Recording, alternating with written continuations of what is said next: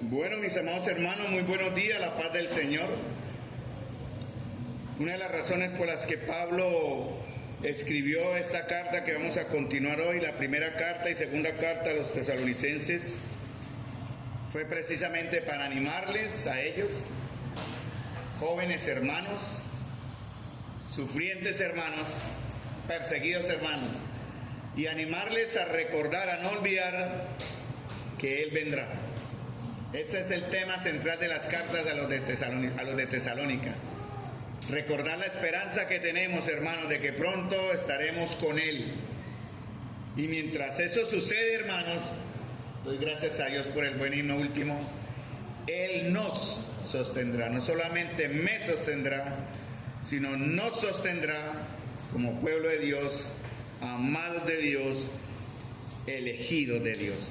Vamos a 1 Tesalonicenses, mis amados hermanos, capítulo 2, versículo 13. Aún vamos a seguir ahí otra enseñanza más, porque el capítulo 2, versículo 13 de 1 Tesalonicenses tiene 3 puntos para considerar. Y recordemos que Pablo está haciendo una defensa no de él. Pablo lo que menos quiere es que se fijen en él, aunque él tenía la autoridad y en realidad la libertad de decir, sean imitadores de mí como yo de Cristo. Pero Pablo no es un varón que se defiende a sí mismo. Él defiende la razón del por qué después, unos años después, fue decapitado. Por causa y a causa del Evangelio y la presentación gloriosa de Él y de nosotros, nuestro amado Señor y Salvador. Y Pablo les está recordando a los hermanos en Tesalónica unas verdades muy maravillosas, verdades profundas, que ellos tan jóvenes pudieron entender por la obra del glorioso Espíritu del Señor que entre ellos se movía como entre nosotros se ha movido hoy. Y Pablo daba gracias, capítulo 2, 1 Tesalonicenses, verso 13. Pablo es muy agradecido, en muchas partes él da gracias. Y él aquí está dando gracias de cómo Dios está orando en la iglesia por medio de un ministerio pastoral. Eso fue lo que vimos hasta el verso 12, capítulo 2, verso 1 al 12, pero también por medio de la palabra. Tiene que estar obrando la palabra en medio de un grupo, de una iglesia catalogada o etiquetada como cristiana. Si la palabra de Dios no tiene la preeminencia en nosotros para guiarnos, enseñarnos, llevarnos a la unidad de la fe y el conocimiento del Hijo de Dios, no es una asamblea cristiana. Realmente no estamos cumpliendo la función que dice la palabra de ser la congregación, los llamados, reunidos por Dios para estar en esta mañana aquí como iglesia. Simplemente somos un buen grupo de muchachos, hombres y mujeres espirituales que buscamos de Dios, pero si la palabra de Dios no rige en nuestra vida, en nuestro andar, también puedo decir con mucha seguridad por lo que dice la Escritura, Dios no está en medio de nosotros. Entonces Pablo daba gracias de varias cosas, ¿no? Eso lo vimos ya el domingo anterior, en estos domingos. Cómo ellos recibieron la palabra de Dios y la reacción que hubo en ellos, hermanos. Una iglesia que después de un añito largo, casi año y medio, ya estaba ofreciendo sacrificio al Señor en martirio, siendo testigos ante los hermanos de Judea y en otras partes de la fe de ellos, y estaban sufriendo ya persecución. Estaban sufriendo inmediatamente rechazo. Y aún así ellos no se amilanaron, ni se desanimaron, ni perdieron de vista el objetivo para el cual fueron ahí convocados por el Señor. Sin embargo, hombres, malos hombres, no buenos hombres, falsos hermanos, que se introdujeron en ellos y empezaron a quitarles y a robarles la esperanza. Por eso Pablo les escribe recordándoles lo que ellos ahora son y lo que nosotros somos. Porque la aplicación de la carta de los tesalonicenses es para nosotros también, hermanos amados. Entonces Pablo daba gracias al Señor que cuando ellos recibieron la palabra, dice que oíste de nosotros, cuando recibiste la palabra de Dios, ahí fue donde quedamos el domingo anterior, la palabra de Dios, una palabra que está efectuando, está realizando o está mostrando un resultado.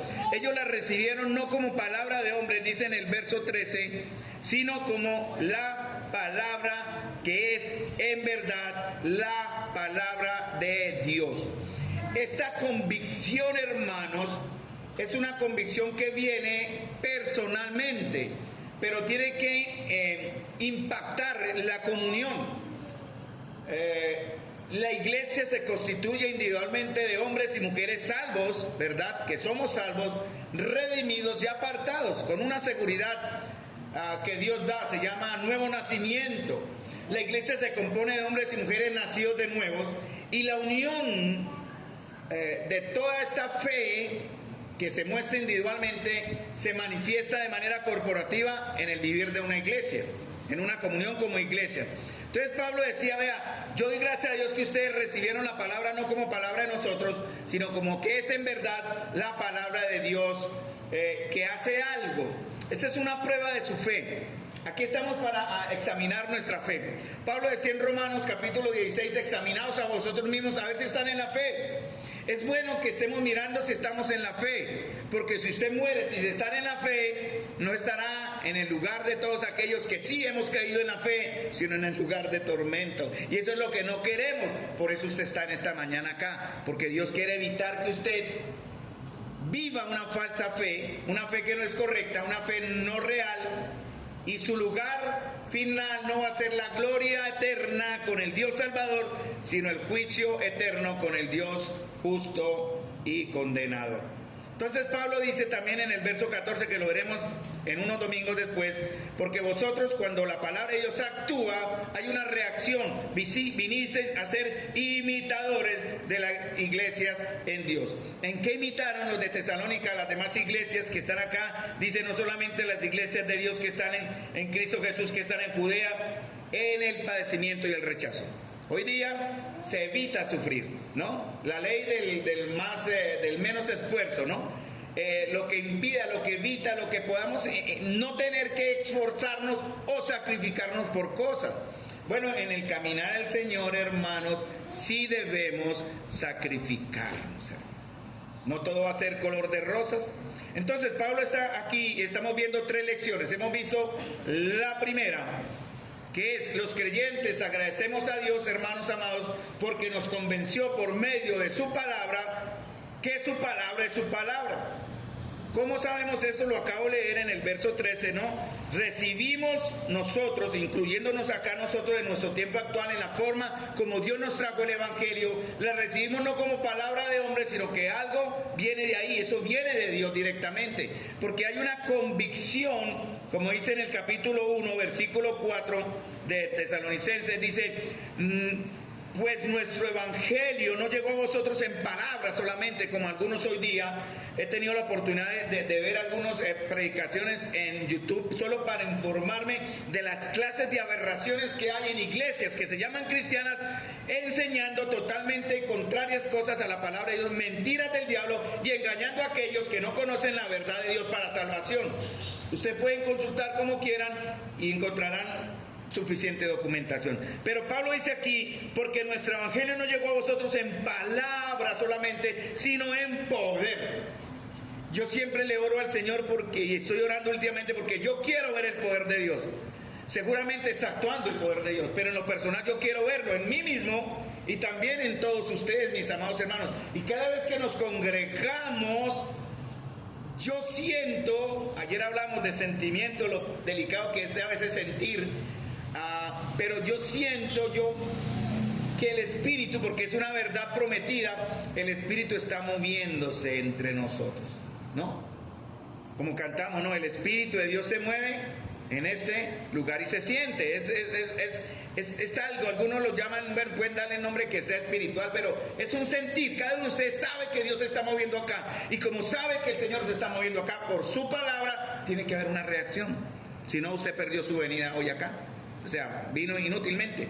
Bueno, de todas maneras el Señor va a actuar, dice, no la recibieron como palabra de hombres, sino como palabra de Dios que actúa en vosotros los creyentes. Entonces, ¿qué debemos agradecerle al Señor? Esto, hermanos, que recibimos la palabra de Dios como palabra de Dios y que está actuando en nosotros, está transformando nuestra mente, y nuestra mente cambia nuestro corazón, y esto nos lleva a la obediencia.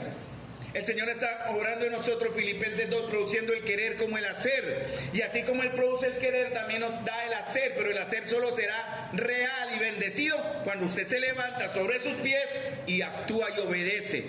Podemos orar porque el Señor nos dé amor por la oración, pero si no ora, podemos orar y pedir, Señor, dame amor por tu palabra, pero si no busca en su palabra el amor de Dios y conocerle a Él, no sirve. Dios le puede dar amor por su palabra, temor por sus mandamientos, y aún así no ser real eso, porque usted no actúa para ir a buscar el temor. Ayer veíamos eso en el aspecto de que el principio de la sabiduría, que el hermano que nos enseñó también nos lleva a eso, es el temor a Dios. Entonces, el Señor siempre nos va a llevar a su palabra para que reconozcamos cómo su palabra, por el poder de Dios mismo obrando en este lugar, o como obró en Tesalónica, es obra de Él, no obra de hombres. Hoy vamos a hablar de cómo Dios usa instrumentos humanos, porque Dios usa instrumentos humanos para presentar su palabra. Tenemos ahora una certidumbre, una certeza. Sí, hermano, espero que me digan amén a eso, porque usted debe estar seguro de que en su corazón hay seguridad de que lo que estamos exponiendo y lo que usted tiene en sus manos ahí sobre su regazo, y lo que yo estoy hablando aquí, va a ser, cuando cite el texto bíblico, palabra de Dios. Puedo dar mis explicaciones, puede dar mis conceptos, puede dar mis enseñanzas de lo que Dios me muestra, pero yo debo citar la palabra de Dios para convencerles a ustedes por el Espíritu de Dios que está orando en todos nosotros. Debe venir una certeza, una certidumbre. Debemos ver cómo la palabra de Dios actúa. Démosle gracias a Dios por esto, hermanos. Digo otra verdad que Pablo menciona aquí en el verso 13. Solamente dice, capítulo 2, dice, la cual actúa en vosotros, ¿quién? ¿En dónde actúa la palabra? Los creyentes, ¿sí? Síganme, en los creyentes, amén. Ahora, si la palabra no está actuando en usted, que se dice creyente, conclusión, tal vez no sea usted creyente. Duele decirlo, atemoriza decirlo, pero es la verdad. Si la palabra de Dios está actuando en un creyente, el creyente muestra por la obediencia. Si no está actuando la palabra de Dios en usted ahora, usted tal vez no es un creyente. ¿Quién hizo que todo eso sea así como estoy diciendo? Lo que Pablo está diciendo y que estoy tratando y explicando es lo que ustedes ven en el verso 13. Dios mismo. Porque Dios me amó y al amarme, Él actúa. En Timoteo 2, Pablo habla a los creyentes. De pronto lleguemos a citar ese texto en el tiempo que nos permitan. Dicen que en una casa hay elementos que son de honra y deshonra, pero si alguno se limpia de estas cosas, será instrumento del Señor, santificado, útil y dispuesto para toda buena obra. Y en el contexto de la lectura, eso está en 2 Timoteo capítulo 2, versículo 21 hasta el 26, Pablo revela una verdad del obrar de Dios, porque eso está en el contexto. Habla de unos varones, hombres y mujeres, que dicen, porque los siervos o el siervo del Señor, ahí no hay género, es desigual, siervo, sierva, no debe ser contencioso, sino que amable para con todos, apto para enseñar, sufrido. Ahora, dice que con mansedumbre, con amor, el reflejo de la mansedumbre es la humildad que nace en el corazón, se refleja en mansedumbre, que con mansedumbre corrija a los que se oponen. Y miren lo que dice el verso 25, porque si quizás, tal vez, Dios les conceda que se arrepientan para conocer la verdad, que Pablo está aquí hablando en Tesalonicenses 2:13, y escapen del lazo del diablo en que están cautivos a voluntad de Él. Ahora, hermanos, la palabra de Dios hay que mostrarla con mansedumbre, ¿cierto? Pero, hermanos, tiene que llegar el momento, sí o sí, en que tendremos que, valga la palabra, mis palabras bíblicas, al fuego de Dios, hermanos, para hablar con firmeza y con temor la palabra de Dios, para exhortar. Porque no podemos estar contentos o tranquilos si vemos que sus almas se pierden. Pablo le encomendó a los líderes en la iglesia en Éfeso, velen por ustedes mismos y por el rebaño en el cual, ¿quién? Dios los puso. No fuimos puestos, pues sí, guiando el espíritu de la iglesia, se reconoció un liderazgo, pero ese liderazgo y todos los que apoyan ese liderazgo, tenemos que vivir vidas conforme a la palabra de Dios, vidas santas, no perfectas, pero vidas santas, apartadas del pecado, dispuestos, útiles, santificados, como acabé de leer en 2 de Tesalonicenses, hermanos. Palabra de Dios, 1 Tesalonicenses 2:13, la palabra de Dios que viene, la palabra de Dios que es verdad y la palabra de Dios que actúa. 1 Pedro 1, 22, 23. ¿Dónde viene esto? Dios está actuando. Si la palabra de Dios no está actuando en usted, Dios no está obrando. Él solo obra a través de su palabra y usa instrumentos humanos. Dice 1 Pedro 1, 22, 23, escuchen, habiendo purificado vuestras almas. ¿Cuál es la causa de la purificación de mi alma? ¿Cuál fue la razón de la purificación de mi alma? Dice, por la obediencia a la verdad. ¿Me están siguiendo en el texto? 1 Pedro 1, 22, 23. Habiendo purificado vuestras almas, ¿por qué causa? Por la obediencia a la verdad. ¿Quiere usted ser puro? Queremos ser puros, obediencia a la verdad. Queremos ser santos, obediencia a la verdad. Queremos ser siervos, obediencia a la verdad. Queremos ser salvos, obediencia a la verdad. Y Él es un medio, Dios usa un medio. Y ese medio está entre nosotros ahora. Está entre nosotros, está con nosotros, voy a usar mejor esa preposición. Está con nosotros y a la vez está en nosotros. Y dice el verso 20 de 1 Pedro. Por la obediencia a la verdad, mediante, ese es el medio, mediante ¿qué? El Espíritu. Hermano, ¿tiene usted el Espíritu Santo? ¿Cómo sabemos si tiene el Espíritu Santo? ¿Cómo sabemos? Porque algunos quieren demostrar, vi dos videos de una escuela, en no sé qué iglesia, enseñando a los cristianos en un curso de cómo ser llenos del Espíritu Santo con la unción del toque y unción de la caída. Yo no les llamo unción, uso los términos que ellos son. Qué cosa tan ridícula y tan antibíblica. Y podía haber fácilmente 10, 20 hermanos con 20 al frente tocando, soplándoles el Espíritu. Eso es una aberración bíblica, hermano. Eso no está en la palabra.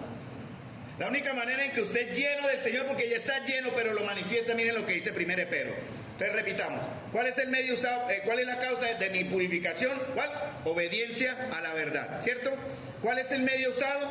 El Espíritu. ¿Para qué? Ahí donde usted muestra que tiene el Espíritu. Para el amor fraternal no fingido. Ahí la respuesta, hermano. Cuando vivimos ese amor fraternal en griego es Filadelfos. Fileo, amor, delfos, hermanos. Nuestra asamblea debe caracterizarse por ser Filadelfia o Filadelfos, amor entre hermanos. Amor fraternal, ¿cómo? ¿Qué más dice? No fingido. Y también dice que, miren lo que dice el siguiente verso, amaos unos a otros, ¿cómo? Entrañablemente. Cuando dice entrañablemente, ¿qué significa? A ver, alguien que me ayude. De las entrañas, sí, buena palabra, Miguel, pero ¿qué significa? A lo profundo, ¿no? No, los judíos creían que el centro de sus emociones voluntades, su alma estaba aquí, en sus entrañas, aquí sobre sus lomos. Sí, ahí donde manifestaban temor, amor, certidumbre. Ellos no hablaban del corazón acá, ellos hablaban de sus entrañas, ¿no? Entonces dice, ámense unos a otros entrañablemente con un corazón puro. Y también nosotros, dice la razón del por qué todo eso, siendo renacidos, no de simiente corruptible, porque nuestra naturaleza viene de ¿qué? De una simiente incorruptible, hermanos. ¿Y cuál es esa simiente incorruptible? No, ahí está el texto, por favor. Bien, en el texto está. ¿Cuál es la simiente incorruptible? Por la palabra de Dios, que habla de Jesús, hermano. Está en lo correcto, pero el primer punto es, tenemos que ser impactados por la palabra, porque a través de la palabra el Espíritu de Jesús viene para convencernos. Por eso la Escritura es inspirada por Dios, útil para redarguir, corregir e instruir en justicia. Amén, hermano. Entonces, por medio de la palabra somos llevados a entender. Dice, por la palabra de Dios, ¿qué es la palabra de Dios? Viva, hermanos. Se tienen ahí en su no el libro solo es la parte física, es las palabras que están aquí impresas, que son el pensamiento de Dios eterno. Y esas palabras de Dios que están, por eso tienen que ser tomadas con respeto. Por eso el Señor en la siguiente parte de Tesalonicenses 2 habla, y miren lo que viene ahora, porque es el siguiente punto, hermanos. Dice, agradecemos al Señor por esto, y vamos a agradecer que la palabra de Dios va a usar instrumentos humanos para traernos su palabra. Mire lo que Pablo dice, damos gracias a Dios de que cuando recibiste la palabra de Dios, que oíste de qué, de nosotros. Entonces, para nosotros va a ser la enseñanza hoy en el tiempo que se me permita. Tenemos que aprender a usar el poder de Dios por medio de la palabra.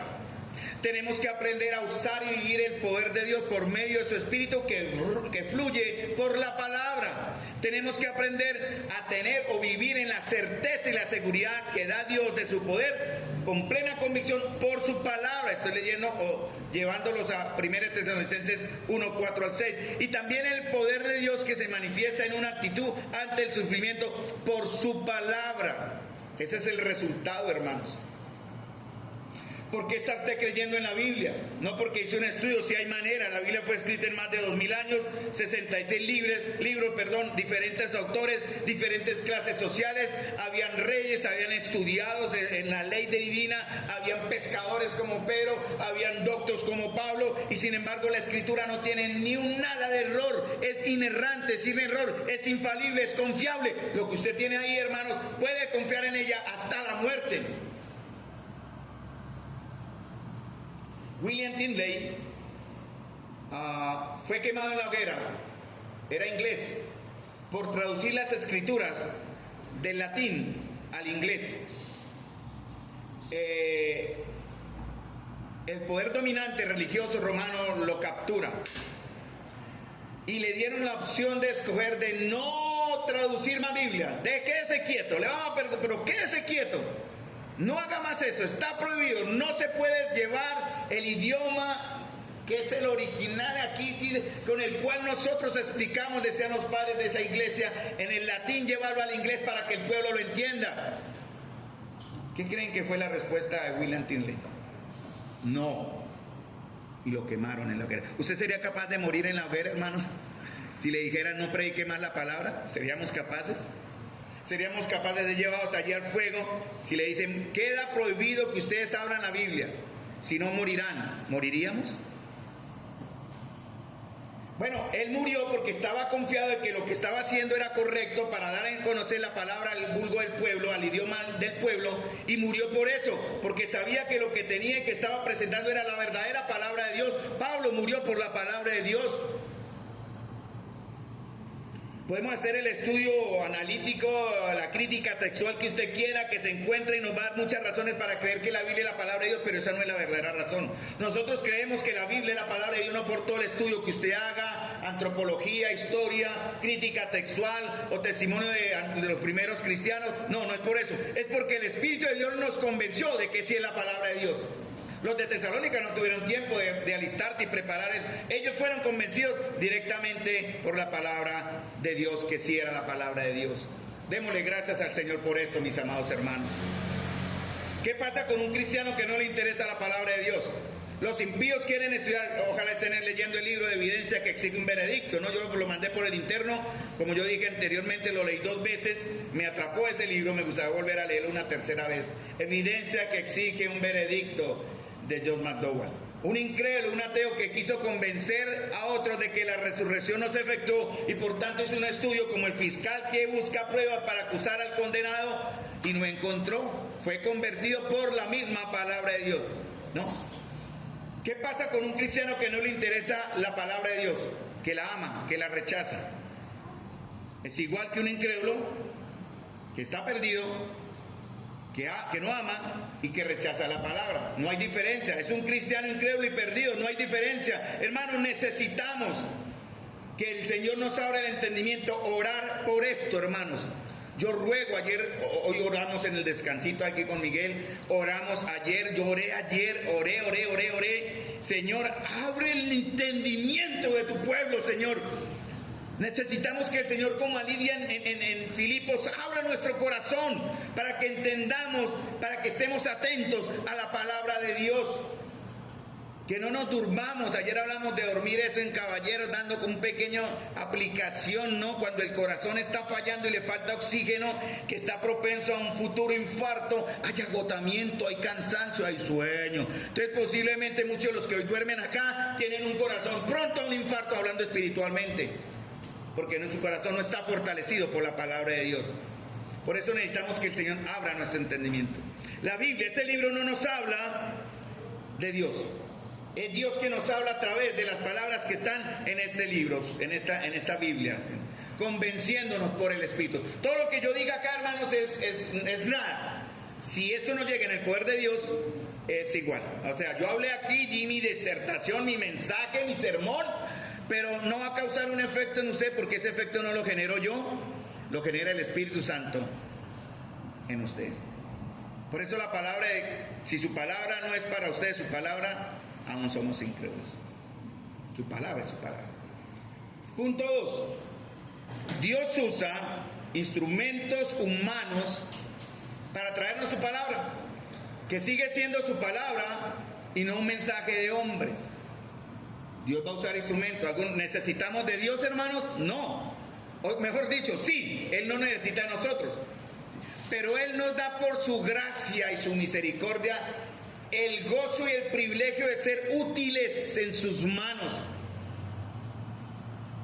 Me alegró mucho, de pronto el hermano, ¿cómo vieron cuando a Aarón se levantó y recogió las copitas del vino? ¿Quién motivó a Aarón?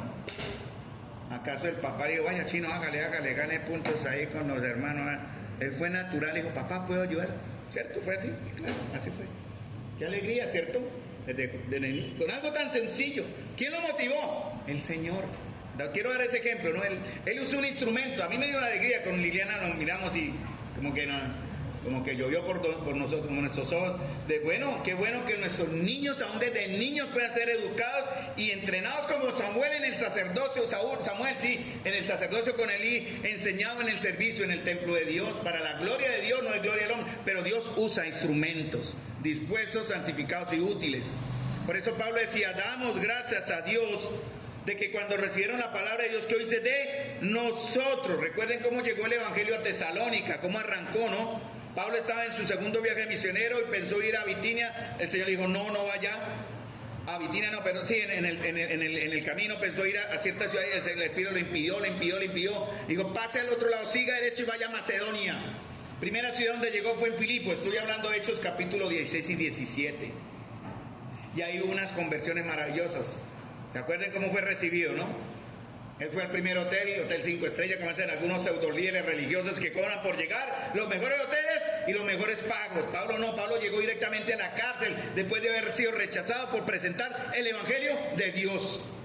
Instrumentos humanos. Pasó a Tesalónica, instrumento humano. ¿Cómo llegó el evangelio a su vida, mi amado hermano? ¿Quién fue el primero que Dios trajo a su vida para hablarle de la verdad del Señor? ¿O nuestros padres? ¿O siervos de Dios que Dios puso en mi camino? Yo adquirí seguridad de salvación, completa seguridad de salvación por un tratado que me llevó a Romanos 8:28 al 39, donde yo estaba luchando con mi seguridad en cuanto a mi salvación y el Señor me mostró un tratado y con eso, con leer el tratado, ir a la palabra, yo tuve seguridad de salvación en ese momento también. Entonces el Señor usa instrumentos, vamos, que dejémoslo en instrumentos, más instrumentos humanos. Él siempre se vale de instrumentos para todo. Cristo usó, por ejemplo, a los apóstoles. Por eso en Efesios capítulo 2, versículo 20, dice que la iglesia es edificada sobre el fundamento de los apóstoles y profetas. La palabra de Dios que nos llegó por medio de misioneros, evangelistas. Necesitamos evangelistas. Yo sé que algunas damas he escuchado, no digo nombres. Y Dios bendiga a las hermanas que son evangelistas aquí en la iglesia, para que impacten a sus esposos, para que sean también evangelistas, para que los contagien. Y si hay un evangelista varón también, para que haga equipo con las hermanas evangelistas, para ir a presentar el evangelio afuera. No solamente aquí se presenta también, amados, pero es necesario instrumentos humanos para presentar ese evangelio fuera de estas puertas. Las maestras de instrucción bíblica se enseñan, se ejercitan en ser también evangelizadoras en estos niños que están creciendo, y cuando sea el momento también evangelizar niños afuera. ¿Sí me entienden? Los cursos de Maús son para evangelismo también, para evangelizar a otros afuera. Dios usa instrumentos.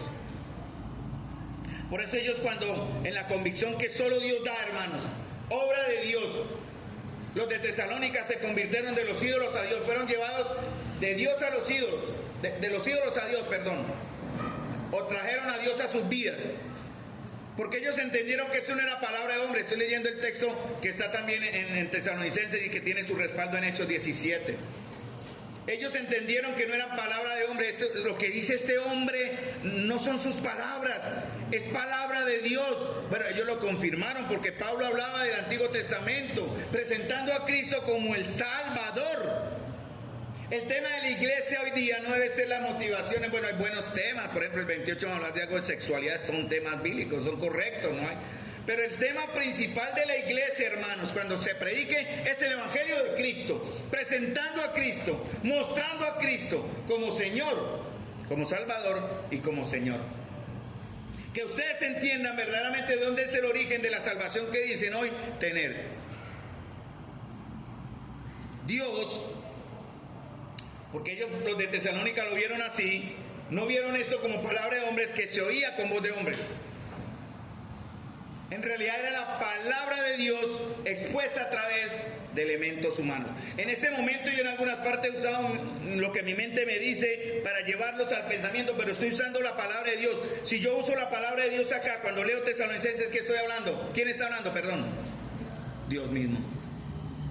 Así es el elemento. Por eso Pablo decía, no miren, tenemos esta riqueza en vasos de barro, con pies de barro, hermanos. Un hombre, ustedes ven aquí un hombre sujeto a pasiones, a debilidades, a temores, a miedos, a incertidumbres.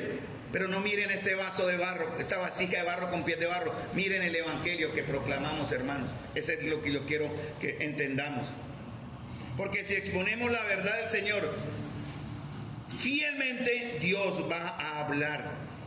En el curso de predicación que tomé, muy bendecido, me enseñaron, que no lo sabía, nadie me enseñó, pero aprendí una nueva manera de preparar el bosquejo y el sermón, mucho más concentrado en entender el sentido de Dios. No tomar un tema, inventar, ahí voy a hablar de este tema, a ver qué dice la Biblia del tema. No, voy a la Biblia y la Biblia me da el tema de qué hablar. Así es el orden correcto. Hermanos, para estar enseñando acá, porque ese es parte del segundo punto, ellos dicen, ustedes recibieron la palabra no como palabra de hombres, pero la oyeron de nosotros. Por eso, hermano, usted tiene que estarse ejercitando en la escritura. ¿Cómo? ¿Cómo se ejercita usted en la escritura? Leyéndola primero y después memorizándola, hermanos. Yo trabajé dos años en la escuela de Emaús. A mí me enseñó mucho estar en la escuela de Emaús. Y teníamos devocional todos los días. Y a nosotros se nos entregaba, pues éramos dos, la secretaria Luz Irene, Carlos Alberto, el corrector, el mensajero, yo era una parte de un todero ahí. Se nos entregaba esas promesas bíblicas que vienen en una cajita, ¿sí? Y la tarea era, cada día tenía que sacar una promesa de la cajita y era para memorizar en la semana. Así que yo tenía que sacar del primer día marcha, nos ponía la cajita, sacamos la promesa, ¿se han visto esas cajitas de promesas? Tenía que memorizar ese texto durante la semana. Debía, no que tenía, debía. Y ya no nos tomaba la clase. Obviamente ya no decíamos, a ver cómo está, cómo aprende. No, era parte de mi responsabilidad. Yo la guardaba aquí en mi bolsillito, iba en el bus. Cuando iba caminando yo leía y memorizaba. Eso era parte de mi entrenamiento para conocer la palabra del Señor, hermano. Porque tenemos que aprender que tenemos que hablar la palabra de Dios correctamente. Como dije aquí, mis opiniones valen cero, mis opiniones humanamente no valen, vale la palabra del Señor. De pronto hasta yo les canso como enseño, de pronto vendrá uno que enseña igual las mismas palabras, los mismos textos, pero de diferente forma y ¡ay, maravilloso el Señor! No importa, no importa, hermano, lo importante es que la palabra del Señor llegue a ustedes. Esa es la clave, esa es la razón de nuestra vida, hermanos. Vean el tesoro del Evangelio que les estamos presentando, hermanos. Vimos un texto en Mateo capítulo 10, ¿se acuerdan? 10, 28, 29. Porque el Señor viene y se acerca por medio de la predicación de su palabra para salvar a los escogidos y para edificar a sus hijos. ¿Cuándo se convierte una persona? Oyendo solo a Jesús, cuando oye de Jesús. Esa es la clave. Por eso en Juan 10, 28 dice, mis ovejas, ¿se acuerdan? Eso es para memorizar. Juan 10, 28 al 30. ¿Mis ovejas qué? Oye. ¿Cómo sabemos que usted es una oveja de Dios? Pregúntese a mí mismo, a su arte. Yo a veces me miro al espejo y le pregunto a mí mismo, que es el Señor que está en el espejo. Oiga, a mí mismo, ¿usted es oveja de Dios? Pregúntese usted. ¿Usted es oveja de Dios? ¿Cómo sabe que es oveja de Dios? ¿Qué dice Juan 10, 28? ¿Qué dice ahí? Lo acabaron de decir. ¿Cómo sabe que usted es oveja de Dios? Porque oye su voz. Oír su voz no es lo mismo que escuchar su voz. Oír y escuchar son diferentes. No, escucho un ruido. Oigo el ruido. Oír es más atento. Sí, escuchar algo. Ustedes pueden aquí estar escuchando la palabra de Dios para hacer la aplicación, pero les entra por aquí y les sale por acá. Pero si usted oye la voz de Dios, ¿qué pasa? En ese momento usted entra a una nueva posición con el Señor. ¿Cuál es? En Juan 10:28. Mis ovejas oyen mi voz y qué, y yo las conozco. ¿Y qué pasa a continuación? La característica de uno que es conocido: siguen. Ustedes no siguen a un hombre acá, hermanos, a unos hombres acá. Ustedes no siguen a unas líderes en damas, ni siguen a unos líderes en alabanza, ni siguen a unos líderes en caballeros, ni siguen a unos líderes en la parte de ancianos pastores. Ustedes y nosotros debemos seguir a Jesús. Pero Él usa instrumentos humanos, Él usa elementos humanos, porque es la manera en que el Señor habla a través, o presenta el Evangelio, ¿no? A través de sus mensajeros. Ahora, vamos a Lucas 10:16 para que lo busquen, y yo lo tengo acá, pero se lo leo. Cuando alguien rechaza el mensaje que yo les voy a estar les estoy presentando, voy a aplicarlo a mí, pero como ejemplo para la aplicación. Cuando alguien rechaza el mensaje del Evangelio por medio del maestro o del predicador de la palabra, tal vez aquí haya un no creyente, y usted rechaza esta palabra que le estoy dando, del arrepentimiento y de la mirada puesta en Jesús.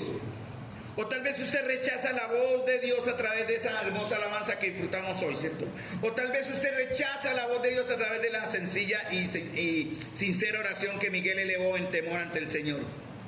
Usted rechaza, siendo usted no creyente. Ahora, resulta que si hay un no creyente, pero si hay un creyente, ¿cierto?, que hace lo mismo, que no escucha, que no oye, la voz de Dios, que no le sigue. Miren lo que dice Lucas 10:16. Y habla de aquellos que no escuchan, que no oyen la voz de Dios a través del elemento humano, de la herramienta humana, del instrumento humano. No quiero exaltar al hombre, estoy siendo claro, ¿no? No estamos exaltando al hombre. Estamos enseñando el principio que dice que Dios nos va a utilizar. Por eso lo llevé al texto de 2 de Timoteo capítulo 2, que es para todos. Si alguno se limpia de estas cosas, será instrumento del Señor, útil, santificado y dispuesto para toda buena obra. Eso se aplica para todos nosotros. Miren lo que dice Lucas 10:16, hermanos. El que a vosotros oye, el que oye a Carlos, el que oye a David, el que oye a Daniela, por ejemplo, dar un ejemplo, cuando toca y canta, una prima mía fue llevada al Evangelio por escuchar un himno, por escuchar una alabanza. He decidido seguir a Cristo. Eso la llegó a buscar del Señor, y ella se convirtió a Cristo por haber escuchado: he decidido seguir a Cristo. Daniela, don el ejemplo. Los que cantan acá, en ese aspecto, para darle la ilustración, están evangelizando corazones en esta mañana también. Dios les está hablando a través de una buena alabanza. Dios les está hablando a través de mi predicación. Ayer sábado el Señor nos habló a través del hermano que llevó la palabra, ¿cierto? ¿Fue así? Amén. Hermanos varones, ¿sí fue así? Sí, el Señor usó un instrumento, que no era Carlos, era otro. Y dice: el que a vosotros oye, ¿qué dice? Están en Lucas 10:16. El que a vosotros oye, a mí me oye. Y el que a vosotros desecha, ¿se dan cuenta, hermanos? El que me desecha a mí, desecha al que me envió. Entonces hay un hilo, ¿no? El que a vosotros desecha, usted desecha a Cristo. ¿Sí? ¿Es así? Y si desecha a Cristo, ¿a quién está desechando? A Dios mismo. Eso es de gran responsabilidad, hermanos. No desechen al que habla, pero también nos da una responsabilidad para el que está hablando, hermanos. Para mí es muy doloroso, muy frustrante, atemorizante cuando los frutos no se ven, porque me lleva a cuestionar: ¿me estaré enseñando correctamente? El emisor es santo, que es Dios. El canal es santo, que es la palabra, pero el receptor es perverso, que es el corazón engañoso y perverso, como dice la Escritura. Necesitamos que la semilla germine en corazones perversos, hermanos. Hay que seguir, hermanos, a pesar de que no se vean frutos, hay que seguir. Estén firmes y constantes, dice el Señor, creciendo en la obra de Dios, que siempre sabiendo que vuestro trabajo en el Señor no es en vano. Orando por nuestros hijos pródigos, nuestro trabajo y oración en el Señor por ellos no es en vano. Ellos llegarán a la fe. Luchemos por eso, oremos por él, ellos o ellas. Hablemosles con nuestra fe, testifiquémosles con nuestro ejemplo para que nuestros hijos conozcan la verdad. Por nuestras esposas, esposos no convertidos. No desmayemos, hermanos. No. La gloria es para Dios, porque el Señor, si los tiene para salvación, serán salvos. Miren lo que dice entonces Hechos 20, y parafraseo esa frase de Pablo en el caso personal, porque yo me pregunto mucho eso, hermanos. Dice Pablo: no me eché para atrás a la hora de decirle lo que necesitan oír, ya fuera en público o en sus casas. He tenido un solo mensaje, lo estoy sacando de la versión internacional, nueva versión traducción viviente. Por igual, te tenía un solo mensaje por igual: la necesidad de arrepentirse del pecado, de volverse a Dios y de tener fe en nuestro Señor Jesucristo. Yo puedo ser imperfecto en muchas cosas, hermanos. Yo sé que seguramente, o el que enseña no es muchas veces el receptor de sus afectos. Seamos justos, Pablo luchaba con eso. Pablo luchaba con enemigos de todas partes y él nunca se victimizó, ¿no? Pablo lo hablaba, era hablando de su fragilidad y cómo él dependía del Señor. En el caso personal, yo tengo que depender del Señor, y los que lideramos tenemos que depender del Señor para guiar ovejas que muchas veces, no todas las veces y no todas en su totalidad, son díscolas y rebeldes. Quebrar patas, hermano, para que puedan venir a la comunión y ser restauradas. Efesios 2:17. Miren lo que dice Pablo, porque el tema que estamos hablando es que Dios usa herramientas o instrumentos humanos, que puede ser cualquiera y todos de los que aquí estamos. No solamente el que está enseñando acá. Yo me considero ahora un instrumento de Dios, y no para exaltar. Hay que tener mucho cuidado con eso y ser muy claro. No es para deificar al hombre o al pastor o al profeta o al que sea. Eso no es así. Es para glorificar al Señor. Esa es la labor del Espíritu en nosotros, ¿no? Que Cristo sea glorificado en el Padre. Ahora, miren lo que dice, respaldando lo que les acabo de decir sobre lo que vimos por ejemplo, en Juan 10:28 o en Lucas 10:16. Cristo en su ministerio solo llegó evangelizando, trabajando en su labor antes de ir a la cruz, no más allá de Tiro y Sidón. Tiro y Sidón quedan en el Líbano, en la parte alta norte del Líbano, en el moderno Líbano de hoy. Él no llegó más allá de Tiro y Sidón, no fue más allá. Sin embargo, miren lo que Pablo dice en Efesios 10:17, hablando de Cristo: y vino y anunció las buenas nuevas de paz a vosotros que estabais lejos y a los que estaban cerca. Cristo nunca fue a Éfeso. Entonces, ¿cuándo le predicó Cristo a los de Éfeso?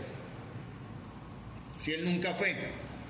Pablo lo dice acá, ¿no? Y vino y anunció las buenas nuevas de paz a vosotros que estabais lejos y a los que estaban cerca. Efesios 2:17. Entonces, si Cristo nunca fue a Éfeso, solo llegó hasta Tiro y Sidón, ¿cuándo entonces predicó en Éfeso? Por medio o a través de sus misioneros, sus maestros, sus evangelistas. Hermanos, no despreciemos al que enseña, pero hermanos, el que enseña debe tener el don.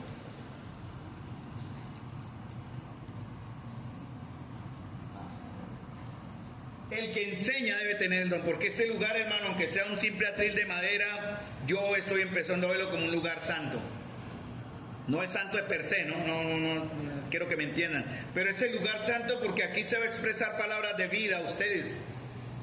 Por eso este lugar tiene que lucharse, hermano. El puesto acá tiene que trabajarse arduamente y con frutos, teniendo el don, porque quien enseña, si lo hace aprobado por Dios, va a hablar la palabra de Dios. Es Dios mismo hablando por medio de nosotros. Y miren, hermanos, si el Señor está aquí en medio de nosotros, ¿sí? Amén, ¿cierto?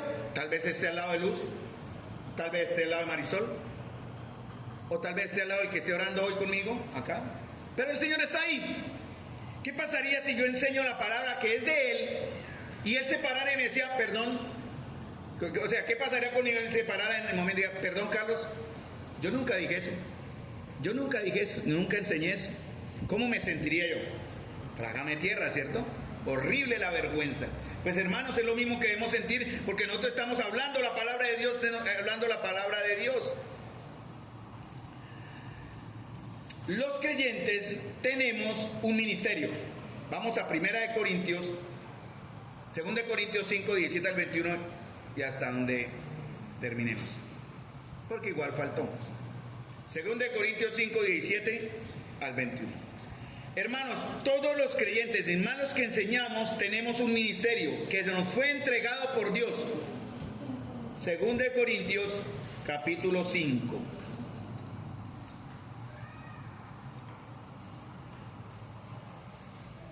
El contexto de 2 de Corintios capítulo 5, versículo que les mencioné, el versículo 17 al 21, ¿ya lo tienen ahí? Amén. Listo. En el contexto,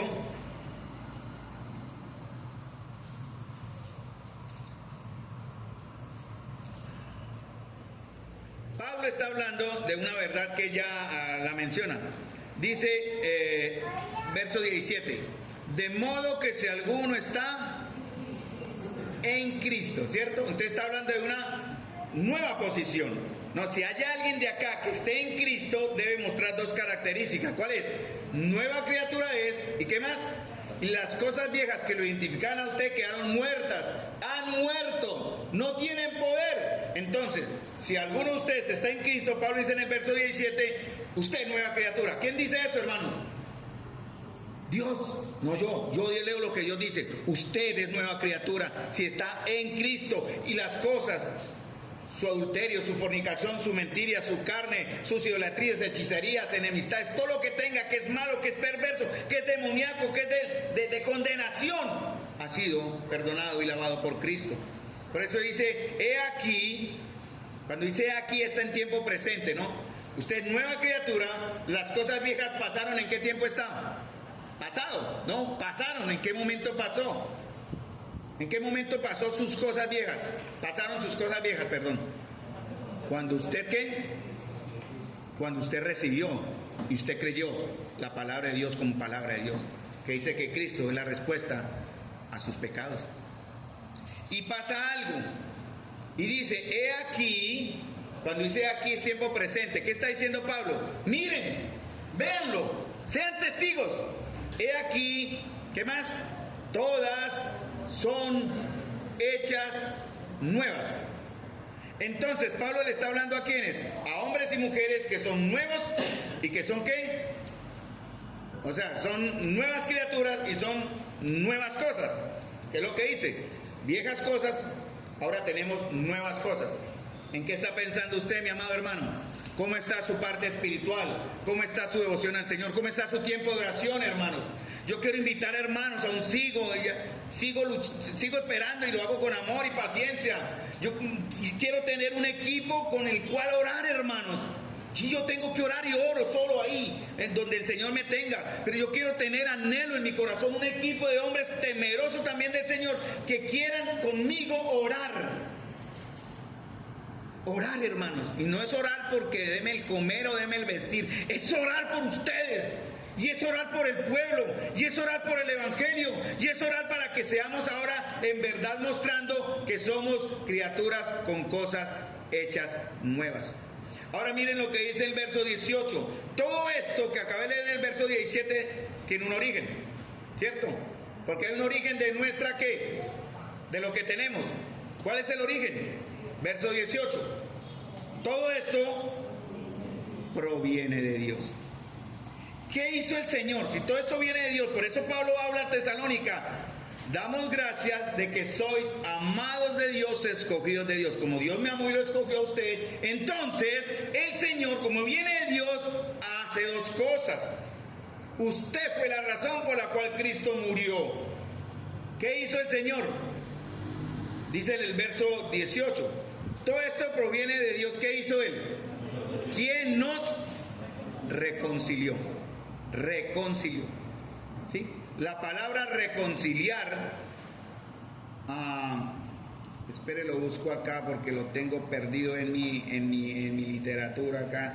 La palabra reconciliar quiere decir, lo encontraré cuando llega. La palabra reconciliar quiere decir volver en amistad algo que está en enemistad, más o menos dice eso. Es como la idea, ¿no? Reconciliar. Hacer amigos al que antes era enemigos. Y Pablo lo dice en Efesios 2, que éramos antes enemigos de Dios. Ahora somos amigos. Esa es la palabra reconciliar. Entonces, ¿qué hace el Señor? Dice, nos reconcilió. ¿Con quién? Con el mundo, con mis parientes. ¿Con quién? Con Él mismo. Él es la razón de nuestra reconciliación. ¿Quiénes son? Nosotros, ¿no? Porque por nosotros Él entregó a su Hijo, ¿no? Todo proviene de Dios, quien nos reconcilió con Él mismo. ¿Para qué? Porque hay un resultado. Ese es un complemento de esta frase. El resultado es la comunión con Dios nuevamente por medio de Cristo. ¿Por qué fue creado el hombre? Para tener comunión con Dios. Por eso lo puse en el huerto de Él. Por eso el Señor bajaba al atardecer de la tarde a hablar con ellos hasta que el hombre pecó.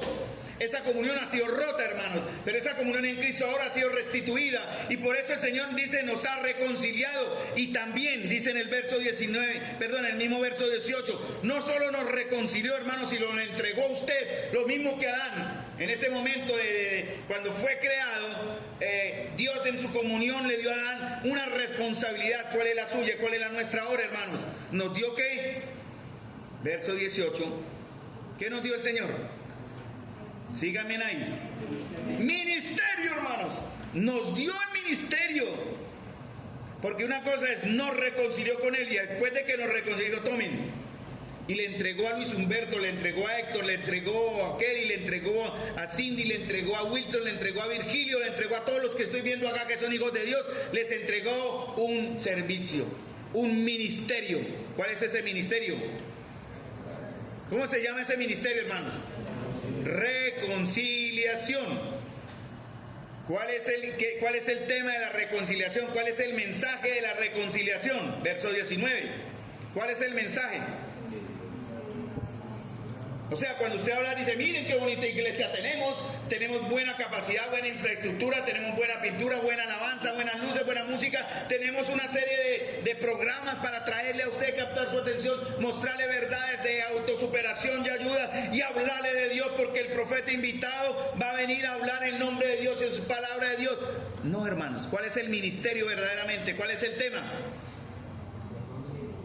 Verso 19. Que Dios estaba en Cristo reconciliando consigo al mundo. ¿Qué más? No tomándole en cuenta a los hombres sus pecados. Por eso nos ha encargado a nosotros el ministerio de la reconciliación. Porque, abro comillas para que entiendan la frase, Dios no necesita. Por eso dice que somos, como en Timoteo dice, que somos labranza de Dios, edificio de Dios. Hermanos, Él no necesita, pero nos necesita de la manera correcta. Nadie puede servir acá. Esto no es un juego, hermanos. Nadie puede venir a subirse acá sin haberse preparado. Eso no es. Puede que tenga el don, que aún así, si no está preparado, no puede estar acá. Los que tienen la tarea y responsabilidad de enseñar la palabra, por eso se les llama sobreveedores, son los ancianos pastores. Hechos capítulo 6. Ellos están dedicados a servir mesas. Gracias a Dios, bendito sea la gloria para el Señor. Los buenos hermanos que están ayudando, y todo es, ya está a tiempo. Bueno, yo no lo tuve porque hubo algunas cositas, pero ir a saludar a los hermanos en un afecto fraternal. Hay hermanos que están sirviendo muy importantemente en cosas tan sencillas como organizar bancas, como alistar el sonido, como recoger las copitas, como hizo Aaron. Servicios, ministerios. Pero el más principal, el más grande, es el ministerio de la reconciliación. Que Dios estaba en Cristo, ese es el mensaje, reconciliando consigo al mundo, llevándolo de su enemistad a la amistad otra vez. Eso es lo que significa la palabra reconciliación. Y nos encargó a nosotros, dice verso 19, la palabra de reconciliación. ¿Cómo se siente usted si el presidente, bueno, no, ese ejemplo no me gusta, otro de autoridad, otro con otra autoridad, no sé, llegar acá, digamos que el alcalde, el gobernador está bien, y el gobernador llega y llama a uno a usted, Yesid, le voy a encargar mi carro, la Toyota 4 puertas blindada, ¿no? ¿Cierto, Yesid? ¿Cómo se siente Yesid? ¿Cómo se sentiría él? Honrado, ¿cierto? A la vez, ¿qué más? Temeroso, ¿no? ¿Sí? Si se sube esa nave, y cómo la prendo, cómo la muevo, y si la golpeo, y si la rayo, y si esto, pero lo primero que siente es que honrado. Y después de la honra, de saber que recibe algo en la autoridad, se siente temeroso porque quiere hacer las cosas bien. Es en cierta manera lo que el Señor quiere con nosotros. Nos entregó. ¿Cómo se siente usted, hermano? Si Dios le está revelando hoy que le entregó a ustedes, a mí y a todos, la palabra de la reconciliación. Verso 20. Así que, miren el instrumento. ¿Somos qué? Embajadores. Además de que tenemos un trabajo, nos da un cargo. ¿Cuál es el cargo? Embajador. ¿Qué hace un embajador, hermanos? Representa. ¿Qué representa un embajador? A un país, ¿cierto? O alguien en autoridad, porque a veces vienen embajadores con mensajes de paz que representan un gobierno, en este caso, o una autoridad, un rey o un presidente. Bueno, lo importante que hay que entender, hermanos, es que somos embajadores en nombre de ¿quién? De Cristo. Ahora listo. Y al ser embajadores en nombre de Cristo, miren la comparación. Así que, como Dios nos da la palabra y nos da el cargo, todos ustedes tienen el cargo, hermano, aquí no escapa nadie. Todos nosotros tenemos el ministerio y el encargo. Queremos ejercerlo con temor, con susto, con reverencia, con responsabilidad. Pero también miren lo que dice en el verso 20, segunda parte. Ya voy a terminar. Paciencia para la gloria de Dios. Como si Dios rogase por medio de ¿quién? ¿De quién? Hermano, usted es un instrumento de Dios. Dios está rogando por medio de usted. En este momento yo creo y yo sé que Dios está rogando por medio mío para ustedes, hermanos. Por eso estoy aquí enseñándoles la palabra. ¿Y qué dice aquí? Os rogamos. ¿Cuál es el ruego de Dios? Para todos, sea un cristiano guapanela, como un cristiano que no es cristiano, como un impío que esté acá, o como un cristiano espiritual, no pasa nada. ¿Cuál es el mensaje? Reconcíliese con Dios. Y en este caso, como dije, la palabra significa hacer amigo al que antes era enemigo. ¿Qué cosas hay en su vida que lo hacen enemigo de Dios? Pueden ser cosas que para usted no son importantes, pero que lo vuelven en enemistad con Dios. Por ejemplo, ¿cada cuánto usted le busca?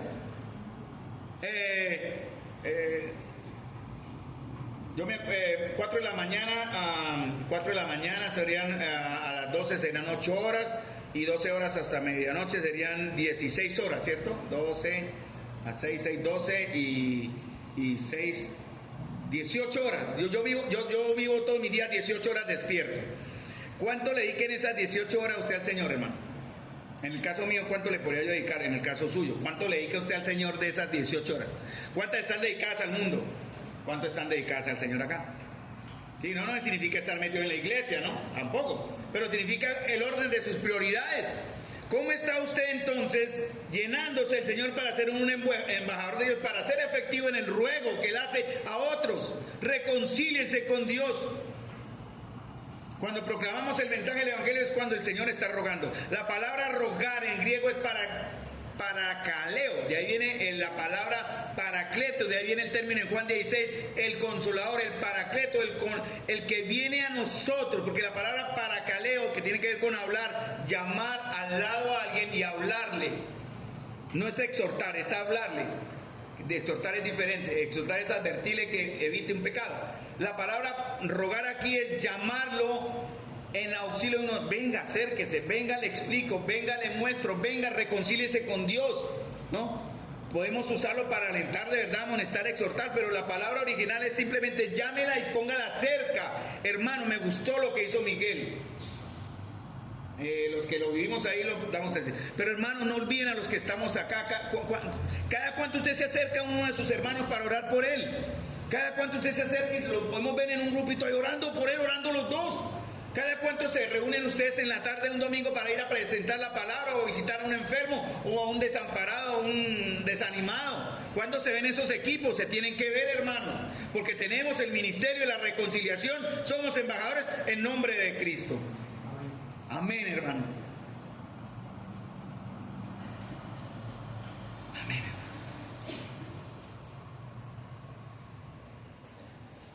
Por eso, hermano, la palabra de Dios es presentada, la exhortación de Dios es presentada, la reconciliación de Dios es presentada por medio de herramientas humanas, de instrumentos humanos. Vamos a Timoteo para terminar. La próxima vez que el Señor me permita compartir con ustedes, seguimos terminando esta misma idea que va a quedar ahí en remojo. Vaya meditándole, hermano. Vaya pensándole, hermano. La responsabilidad que Dios le ha entregado, nos ha entregado, el cargo que ahora tenemos, que todos tenemos, ¿Y cómo lo vamos a estar entonces viviendo como una iglesia santa y poderosa? ¿Qué es esta asamblea, esta localidad? Es así, hermanos. Yo así lo he visto y por eso no me rindo con ustedes. A pesar de que algunos lo he mencionado ya varias veces, pero es que a mí me impactó tanto que aún no lo piense, pero ¿cómo? Un hermano hablando y me dijo, sálgase de ahí, Carlos, sálgase. Y yo no, me chocó tanto esa frase de un líder bueno que yo admiro. No, esto no es voz de Dios. O sea, si fuera voz de Dios me ya agarró maleta, Liliana, vamos, aquí estos hermanos no valoran la palabra, no valoran el servicio, no valoran el trabajo, hay enemistades. Pablo luchaba mucho con eso, ¿no? Pablo veía enemigos y habían enemigos de todas partes, dentro de los mismos hermanos habían enemigos. Y posiblemente aquí, yo solo esto es ilustración, pueden que hayan enemigos acá los unos a los otros. Hermanos, perdonémonos en ese aspecto. No haya rencor, no mire a su hermano con altivez ni con altanería. ¿O qué viene a hablarme? Ya viene a criticarme, ya viene a exhortarme, ya viene a reprenderme. Cuando usted lo salude, no lo mire rayado. Yo recibo saludos rayados, pero ya eso, como dicen por ahí, resbala. Yo lo llevo al altar y le digo, Señor, perdón.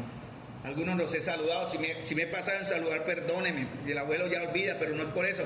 Perdóneme, no es que no quiera saludarle, pero si no lo he saludado, vengan y saluda a mí, yo también a veces necesito. Sí, el viejito necesita aquí la manita acá, hermanito Carlos, y yo la próxima vez voy y lo saludo, pero no nos miremos rayados, no nos miremos por debajo del hombro, porque hermanos, miren lo que dice el Señor. Termino ahí. Segunda Timoteo 2, 19 al 21. Porque queda en tema todavía que somos instrumentos en las manos de Dios. Aquí encontré la palabra reconciliados tiene el significado del cambio de la enemistad en amistad. Si lo dije bien, estaba bien, perfecto. Expresa la idea de haber vuelto a unir dos partes que han estado en conflicto. Esa me faltó. Hay conflictos, hermanos, reconciliémonos. Hay desamor, reconciliémonos. Hay cosas del pasado, perdónenos y perdonémonos y reconciliemos. Entonces dice Timoteo, y terminen esos minuticos, hermanos, para la gloria del Señor, porque eso es palabra de Dios. Y no es por excusa que yo pueda seguir hablando la palabra de Dios horas y horas y horas, y ustedes tienen la obligación de oírme. No, si no quieren se pueden marchar e ir, no pasa nada. Pero uno por respeto, obviamente, y por honra también. Esdras leyó la escritura, conocen el texto en Esdras, creo que está, ¿no? Desde el inicio de las 6 de la mañana hasta el mediodía leyó las escrituras, todo el pueblo ahí de pie, nadie pidió silla, todos ahí escuchando atentamente la palabra de Dios. Cuando hice todo, yo creo que el Señor fue muy sabio al incluir todo. Yo no creo que ninguno se durmió, ninguno oró. Estaban todos ahí llenándose el Señor. Entonces dice, volvamos al texto y termino, hermano. Dice, pero el fundamento de Dios está firme teniendo este sello. Hay un fundamento, una base de Dios que está sellada por el poder de Dios. En este caso, Efesios dice que hemos sido sellados por el Espíritu Santo de la promesa. Dios tiene un sello. Cuando usa la palabra sello es propiedad. Es mío. Pero el fundamento de Dios está firme teniendo este sello. Miren lo que es. Conoce el Señor a los que son suyos. Y yo sé que aquí el 99.9%, exceptuando los que conozco que no creen del Señor, aún los que lo pueden ser, somos del Señor, hermanos. Y por eso decimos amén, porque somos del Señor y por eso el Señor nos conoce y tiene un sello. Pero Él nos pide algo. Verso 19. Apártese iniquidad todo aquel que invoca el nombre de Cristo. Se dice usted cristiano, apártese iniquidad, que se ve en su hablar, en su actuar y en su obediencia. Apártese, hermano, o futuro hermano. Verso 20. En una casa grande no solamente hay utensilios de oro y plata, sino también de madera y de barro. Eso lo menciona Pablo en 1 Corintios 3 también. Sino también de madera y barro. Y unos son para usos honrosos y otros son para usos viles. Ya saben ustedes cuáles son de usos honrosos, ¿no? Lo más valioso, ¿no? Lo que es de oro y plata, ¿no? Es entendible, ¿no? No hay que explicar teológicamente eso. Pero el Señor dice algo. Así que, entonces, da una respuesta. Hay un resultado. Dice, va a haber un efecto, mejor dicho, para que ustedes se animen esta semana a buscar, nos animemos a buscar ese efecto. Si alguno se limpia de esas cosas, ¿de cuáles cosas, hermanos? ¿De cuáles cosas debemos limpiarnos? De las que no sirven, ¿no? Pues yo creo que hay muchos cristianos que se limpian de las que sirven y por eso son inútiles. Siervos inútiles son. Pero dice el Señor, si alguno se limpia de estas cosas, o sea, de las que son de madera y barro, será. Es que en tiempo que no dice es, sino será. ¿Por qué está en futuro, hermanos? ¿Por qué está en futuro y no en presente? Será. Sí, pero ¿por qué está la palabra será instrumento? ¿Por qué está en futuro la palabra será, el término será? perfecto, repítalo, hermano. A partir que se limpia. Exactamente, Wilson, porque mientras usted aprende y conoce y se empieza a limpiar, usted es un proceso de fuerza poco a poco, fuerza poco a poco, fuerza. Usted se va fortaleciendo. Jonathan habló de los ejercicios físicos, ¿no? Cómo terminaba molido después de una serie de ejercicios, porque en las cosas de Dios no hay que llenarnos todo de una vez, toca paso a paso, fortaleciendo. Entonces dice el Señor, si alguno se limpia, empecemos hoy a limpiarnos de estas cosas, hermanos. Hoy es el día del Señor. Y dice, limpies estas cosas, será instrumento para qué, hermanos. Miren bien. Usted y yo vamos a ser instrumentos para qué, hermanos. Honra, ayúdeme ahí, honra. ¿Qué más? Santificados, ¿qué más? Útiles, ¿qué más? Dispuestos para toda buena obra. Dispuestos, no hay que rogar, no hay que crear cosas para que... Sí, usted no necesita. Yo sé que obviamente lo confirmo como el ejemplo bonito que vi hoy. Aaron no fue obligado a decir, bueno, hijo, usted va, no, él sintió, estuvo dispuesto y actuó en base a eso. Es un buen ejemplo. Hermanos, vamos esta semana a prepararnos para que el Señor nos use como instrumentos para honra, santificados, útiles al Señor y dispuestos para toda buena obra. ¿Entendieron lo que les dije, hermanos? ¿Sí entendieron lo que les acabé de decir? Bueno, yo no lo dije, lo dijo el Señor. Acabo de leer la palabra. Yo solo fui la voz que Dios usó. Si alguno se limpia estas cosas, será instrumento para honra, santificado, útil al Señor y dispuesto. 4 cosas. Padre celestial, Señor, amado.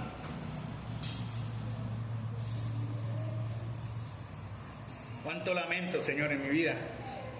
O ver en la vida de otros, Señor, los momentos en que despreciamos tu obrar en nosotros, Señor, cuando consideramos en poco la sangre de nuestro amado y perfecto Cordero de Dios.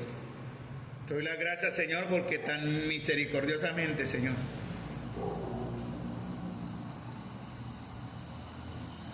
tan amorosamente, Señor, me sacaste de la inmundicia, Señor, y